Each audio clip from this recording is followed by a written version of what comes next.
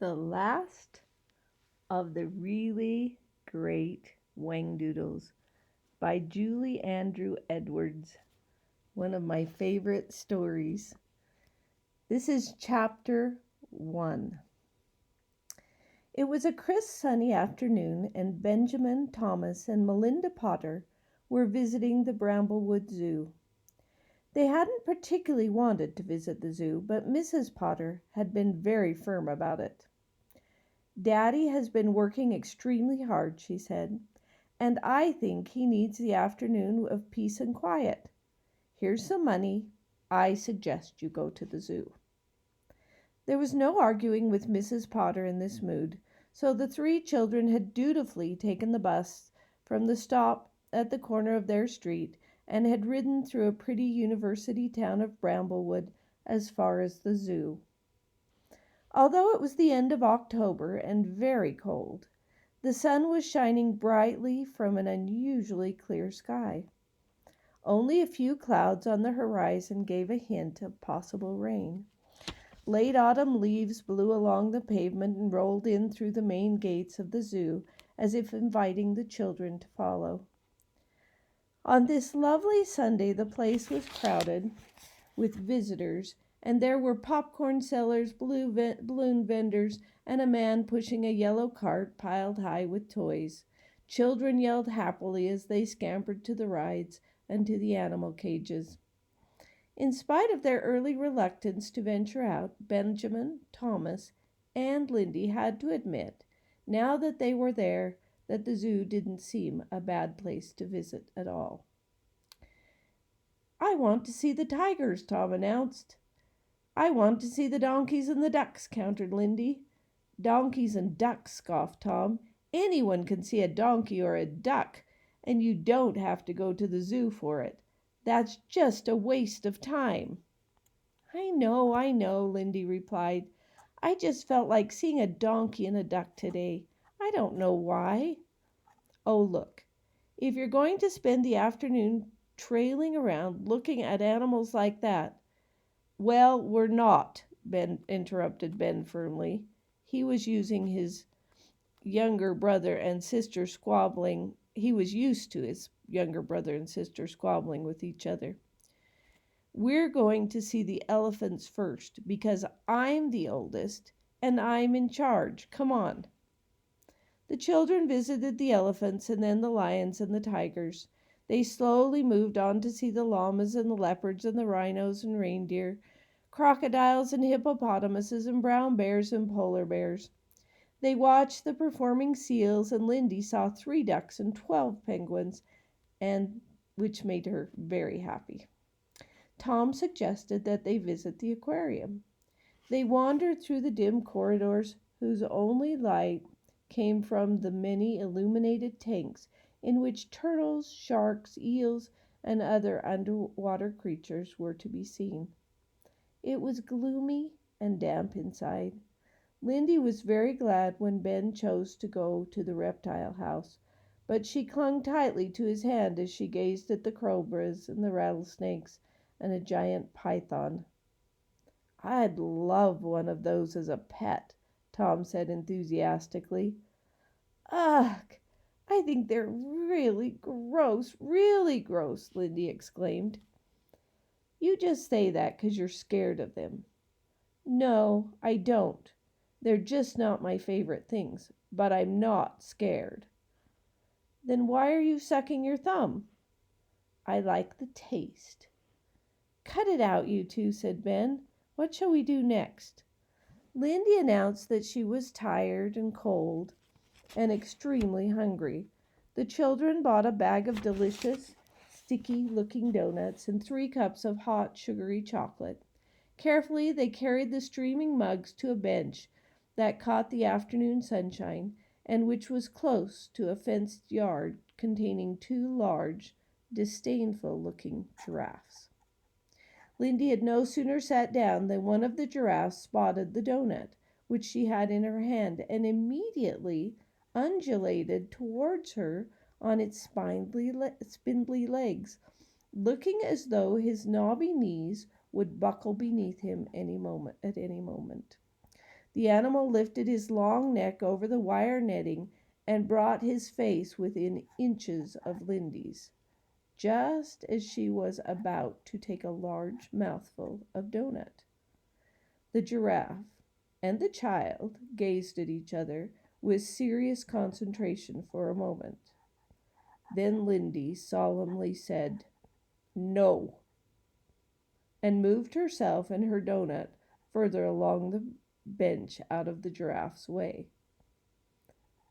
"That's really an extraordinary animal," mused Ben as he watched. "Imagine being born with a long neck like that. Imagine being able to reach the tops of trees quite easily." "I'd like that," said Tom. "You could see the world from up there." "I like giraffes a lot," Lindy spoke with her mouth full. "If you could have any animal out of the zoo, which one would you like to take home?" Ben suddenly asked. "The python." Tom spoke without hesitation. "Gross," said Lindy. "I'd have a penguin. What would you have, Ben?" Dunno." Ben thought about it as he sipped his hot chocolate. "I'd like something unusual. An orangutan, perhaps. Or an anteater. Or maybe a gorilla." "You'll excuse my butting in," said a voice immediately behind the children. "But if you're looking for something really unusual, have you ever considered a Whangdoodle?" The children spun around. Sitting on the grass behind them, knees drawn up almost to his chin, was a small man. He was holding a round umbrella made of clear plastic. "I beg your pardon, sir?" Ben said. "Did you say something?" "Yes, I did. I said, have you ever considered a Whangdoodle?" The little man got up slowly. He had a round, cheerful face with bright blue, sparkling eyes, and the few hairs still growing out of his balding head were long and gray and flying in all directions. He wore an old brown sports jacket and a blue checkered shirt, with a purple yellow spotted scarf in a casual bow. He had shabby brown trousers and old but highly polished shoes. Ben said, "Excuse me, but I don't think I've ever heard of a Whangdoodle, sir." The remarkable-looking gentleman smiled, leaned on his umbrella, and crossed one foot over the other. "That's not surprising. It's an extremely rare creature. In fact, I believe there's only one left in the whole world." "What does it look like?" Tom asked. "Well, now, I've not actually seen a Whangdoodle myself," countered the stranger, "although I do hope to one day." "Then how do you know about it?" Lindy wanted to know. "Ah, that's a long, complicated story," he replied. Here we are chatting away, and I don't even know your names."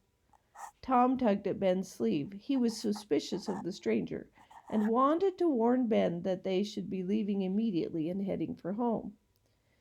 But Lindy was already cheerfully giving out information. "My name is Melinda Potter. Everybody calls me Lindy. How old are you, Lindy?" "I shall be 8 on December 3rd. "Which means she's 7, growled Tom. "Ah, but of course." The stranger turned to him. "And how old are you, young man?" 10. "My name is Thomas Potter." "And I am Benjamin Potter," Ben offered. "I'm 13. "What about you? What's your name?" Tom wanted to know. The stranger placed a hand on his forehead. "Goodness me, what is my name? It seems to have escaped me at the moment." Lindy giggled. Tom nudged Ben hard and jerked his head as though to say, "Let's get out of here." "But it's really of no importance," continued the man. "What is important is that this is the most pleasant afternoon, and if I'm not mistaken, it is only 2 days before Halloween, is it not?" Lindy gave a little hop of excitement. "Do you know what I'm going to be when we go trick-or-treating?" she asked. "Let me see if I can guess. He looked thoughtful. Snow White or possibly Cinderella? No, I'm going to be a lion, she said proudly. And a very ferocious, I'm sure you'll be. What about you, Thomas? What are you going to be? I'm going to be the Hunchback of Notre Dame. And you, Benjamin? I haven't quite decided. I don't know whether to be Dracula or Frankenstein. Well, I just hope I don't bump into any of you in the dark. I think I would be very scared. Maybe I'll change my mind and go as a Whangdoodle, Lindy said brightly. The man chuckled. What a good idea. You know, I really don't know. I don't think there is such an animal, blurted out Tom. Ben actually thought so too, though he was too polite to say so. I assure you that the Whangdoodle exists, said the man. Look it up in your dictionary when you get home. What does it look like? Asked Lindy. That's sort of hard to describe. It's a little like a moose or a horse, perhaps, but with fantastic horns, and I believe it has rather short legs. Where does it live? Inquired Tom. Oh, far, far away, which is a good thing, for if it were here, it would be in a cage like those other poor animals. I do hate to see things in cages, don't you? Then why do you come to the zoo if you don't like it? Asked Lindy with her usual candor. I come to study animals. I prefer to study them in their natural environments, but I just don't have time. Ben suddenly remembered his watch. Gosh, we're late. You'll have to excuse us, sir, but we have to go now, or we'll miss our bus. The man took a large watch from his pocket. Yes, it is late, he said, and we'd better hurry, because it is going to rain. He unfurled his umbrella with a flourish and opened it overhead. Large yellow butterflies were painted over the clear plastic. Allow me to escort you, he said, and he walked briskly to the front gate of the zoo. Lindy fell in step beside him. I love your umbrella, she said admiringly. I bought it because it's cheery and it makes people look up. Have you noticed that nobody ever looks up? The man's voice was suddenly irritable. Nobody looks at the chimneys or the trees against the sky or the tops of buildings. Everybody looks down at the pavement in their shoes. The whole world could pass them by and people wouldn't notice. Ben and Tom discovered that they were looking at the pavement as he spoke. Quickly, they lifted up their heads to look at the sky, only to get their faces wet, for it was beginning to rain. They bumped straight into Lindy and her escort, who was coming to a sudden halt. This is where the bus stop is, isn't it? Said the stranger. Ah, here comes one now. Very good timing. I hate to waste time, don't you? Visitors from the zoo were running for the bus or for their cars. Umbrellas seemed to be popping out everywhere. People who didn't have an umbrella were scurrying with their newspapers over their heads or their coats buttoned up tight. You see what I mean, said the man. None of them look up, ever. He helped the children onto the bus. It has been a great pleasure meeting you. Almost a most happy afternoon. He waved his red handkerchief at the bus as it pulled away from the curb. Goodbye, goodbye, he called to them. Then there was a sudden, terrifying sound of rubber tires skidding to a stop, and the blaring sound of a car horn. Tom and Ben and Lindy turned quickly in their seats and looked out the back window of the bus. The little man was standing in the middle of the street, apologizing to the taxi driver who had nearly run him over. I'll bet he was looking up, grinned Ben. The bus turned the corner and the scene disappeared from view. Please get out a piece of paper and draw the man that they saw. You're going to need a piece of paper for each thing because you've got to draw what's in this book. See you next time.